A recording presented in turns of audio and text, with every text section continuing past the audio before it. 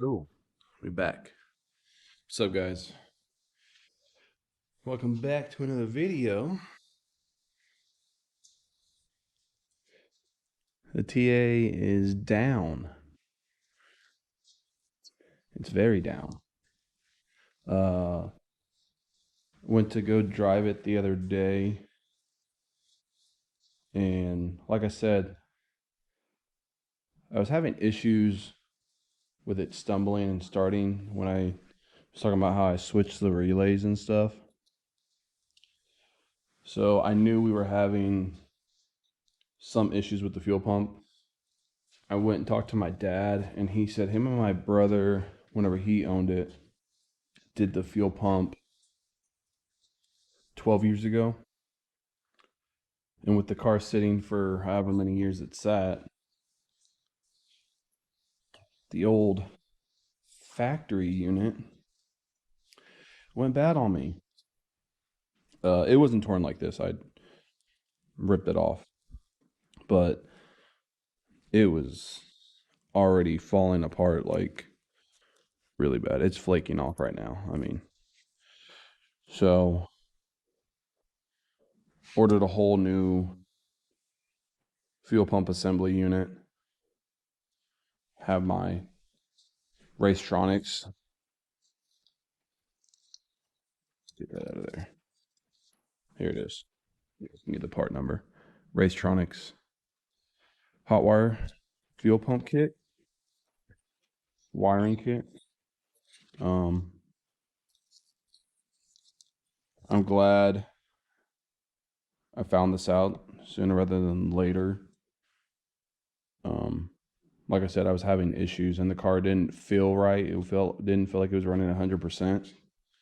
So I know with this, I'll be able to go to a bigger fuel pump later when I actually do heads, cam, rebuild the engine later on. But I'm just going to do the factory sending unit right now. That way I can just get it running for next year. And then there's one more cruise left before winter, which who knows how that's going to go with the weather turning, because here in Indiana, the weather can turn quick. So yeah, I ordered the new assembly from Parts Geek, and hopefully it'll be here soon. I paid for the 2-day shipping or whatever. So yeah, this is the hatch. We did not cut it like this.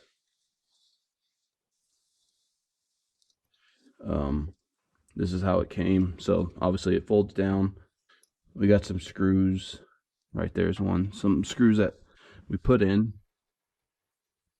to secure it because it was only epoxied in, and yeah, that wasn't really good. So that's just there to keep the fuel tank covered. Nothing falls in, just to be safe. Um, so we're gonna redo that. My dad years ago went to a pick apart down in Indy. Let me get this out of the way. And he found a Firebird down there and got this piece, cut it out. So we don't care about the color. That doesn't matter to me. We're going to create a complete hatch for this out of that.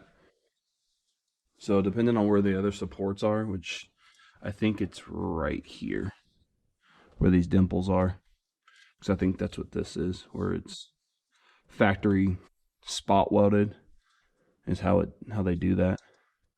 So we'll end up cutting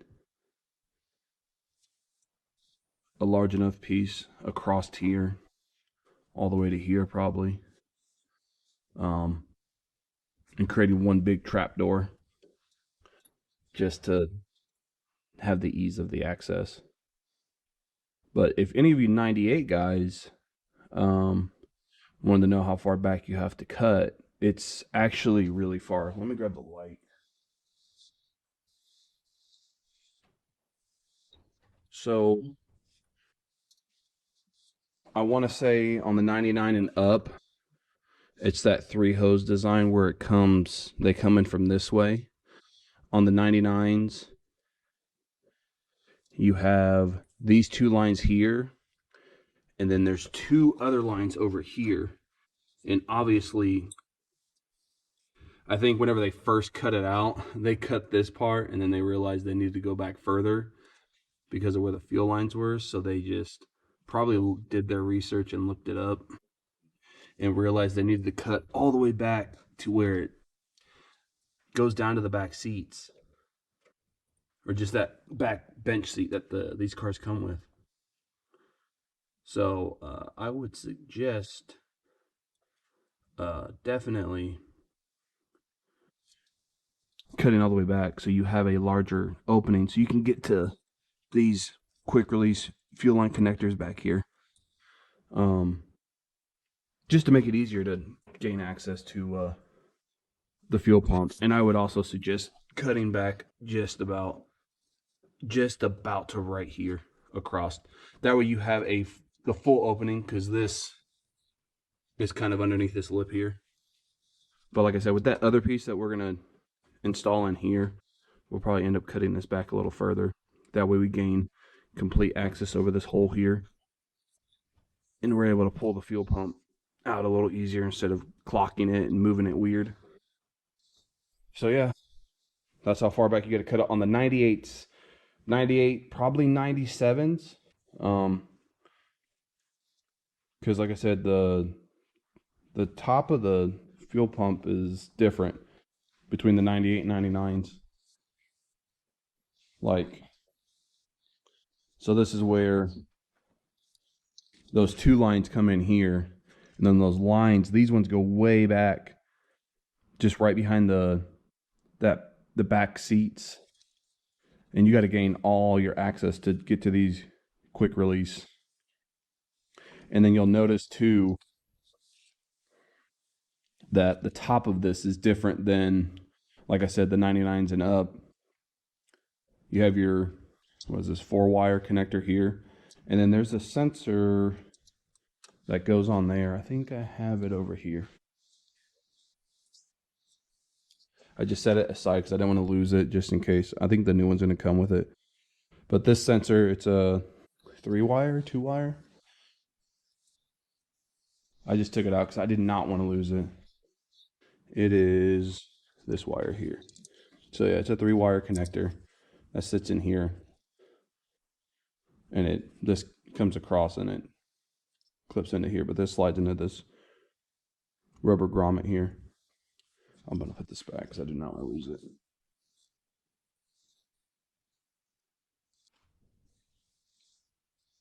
So they're very different. Like I said, if you go look at the other ones, the 99 and up, there's only 3 hoses coming this way, and they're all similar quick connects.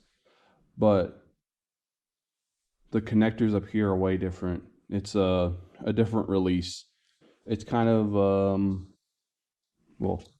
it's kind of like these ones, these kind of releases on this.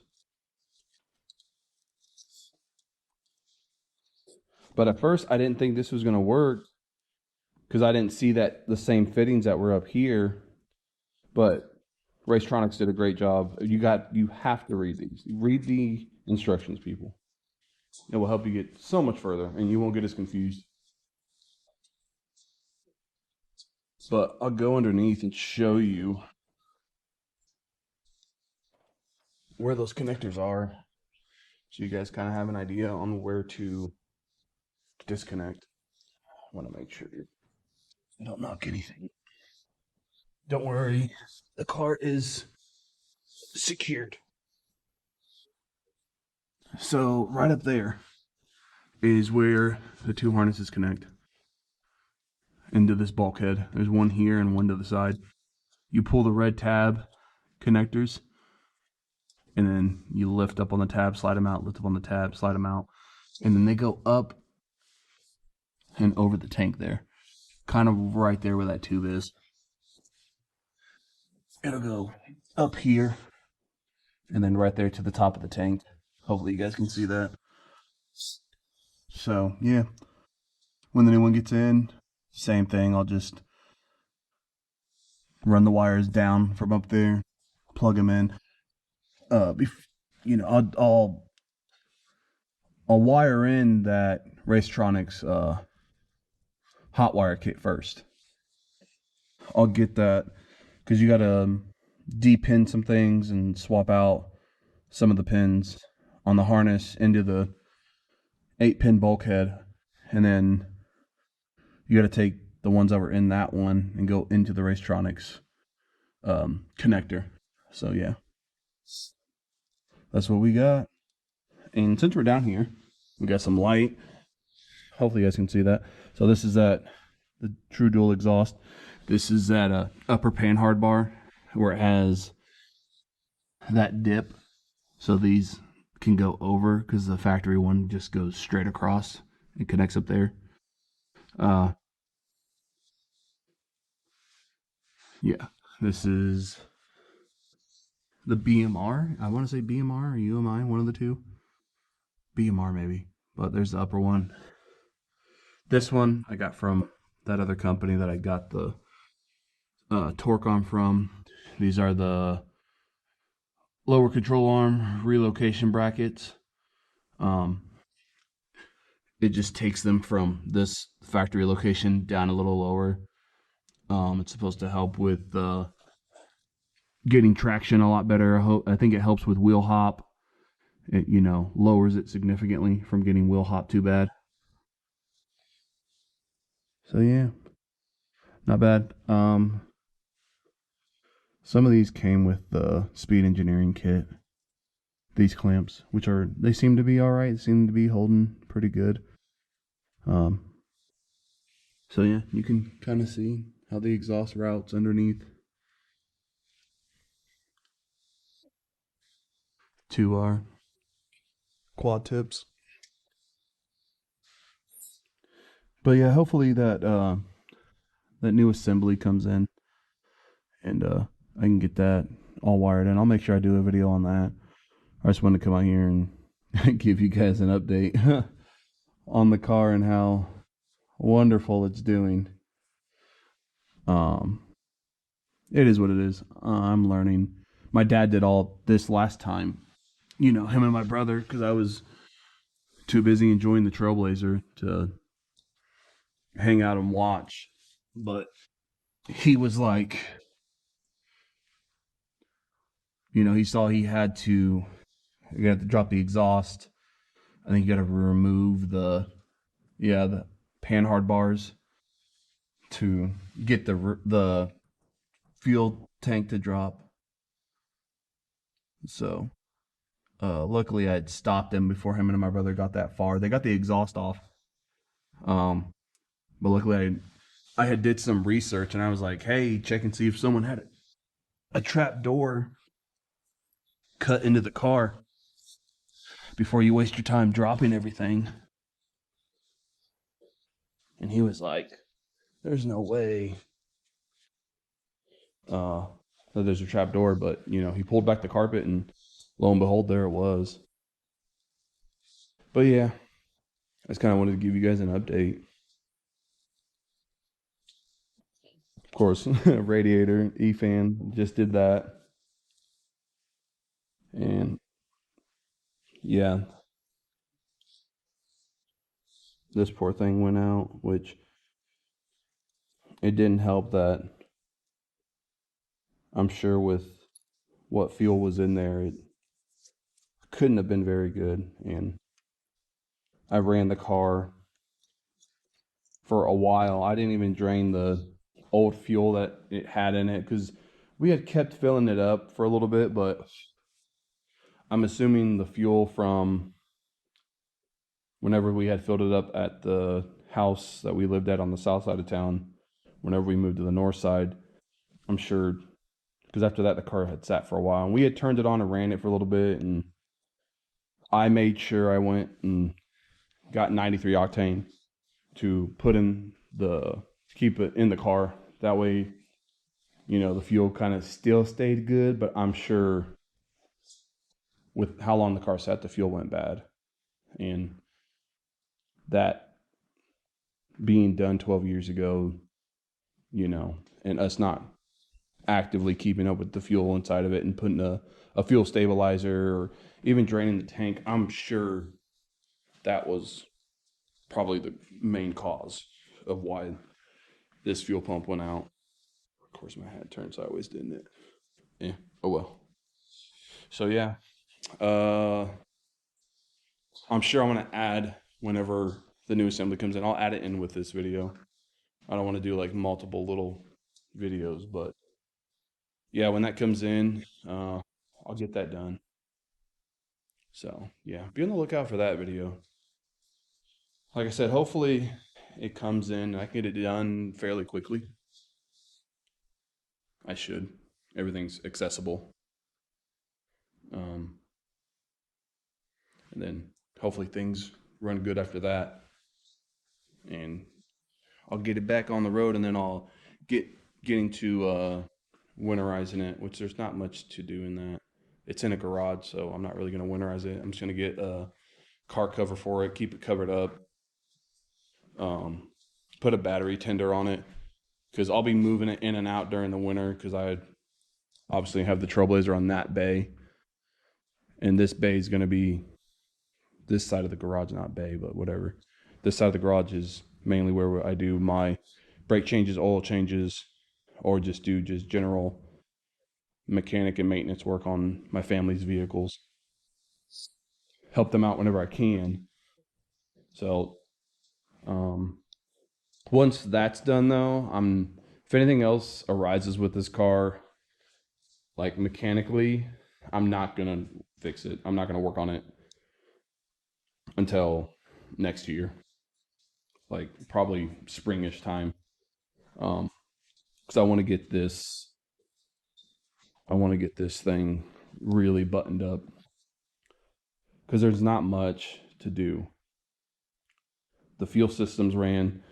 I got to tuck the wiring harness for the dual fuel pump system that's in it. Get the steam port vent system put in. Make sure I need to get a oil pressure sensor back there put in, and then get the intake manifold put on. Get my front end accessories on. I have a hole over here for the Holley terminator system. I did a 2-inch hole because I'm running the Terminator Max, so it also runs the transmission. So I want to get this done, at least by springtime. Everything's here. I have everything for the most part. Obviously, I deleted the AC, so not really worried about that. Just a few more things, I mean, to get done and button up. But yeah. And I'll give a more in-depth detail on the motor and stuff like that. But yeah, so I'll see you guys in the next video.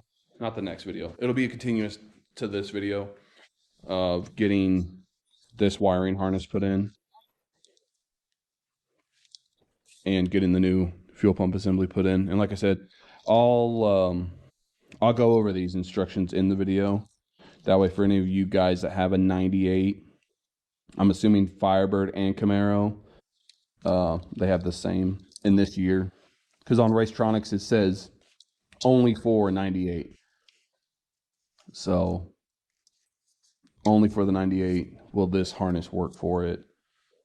And like I said, in the next half of this video, I will definitely be showing you what pins to depin and like what pins to add in, and then taking the pins that we pulled from this harness and where they go in here, or I should say in here, you know. So that'll be in the next video, and I'll see you guys then. Peace out.